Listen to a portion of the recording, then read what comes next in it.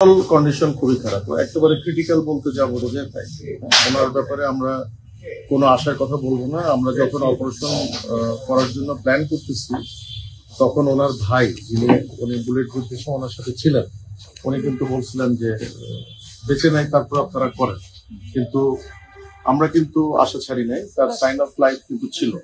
এবং অপারেশনের ভেতরেও কিন্তু আমাদের অ্যানেস্থেশিয়ার স্যাররা যারা ছিলেন ওনারা কিন্তু বলছেন যে পেশেন্টের এফোর্ট আছে। এফোর্ট মানে নিজস্ব শ্বাস প্রশ্বাসের যে শক্তি যেটা।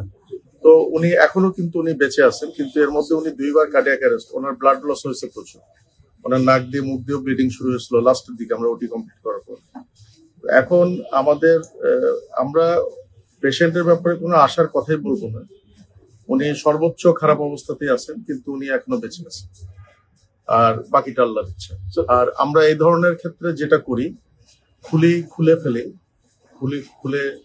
মগজের ভেতর যে রক্তগুলো থাকে ওগুলো আমরা বের করে দিই, যাতে ব্রেন বড় হওয়ার সুযোগ পায়, ব্রেনের ভেতর যে চাপটা আছে সেই চাপটা যাতে কমার সুযোগ পায়। এটাই হলো এটার ম্যানেজমেন্ট। তো এটা আমরা করে এখন রুগীর ভালো আইসিইউ সাপোর্টের জন্য রুগীর যারা আত্মীয় স্বজন তারাই প্রেফার করছেন যে এবার কেয়ারে নেওয়ার জন্য। স্যার, গুলি কি বেরিয়ে গেছিল?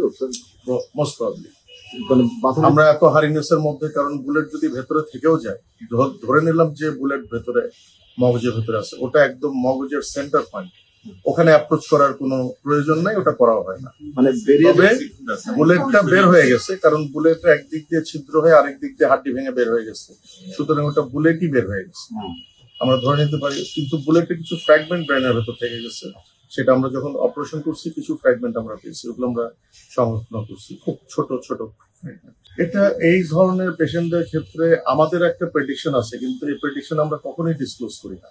আপনি এটা আমার কাছে জানতে চান না, রোগীর অবস্থা খারাপ।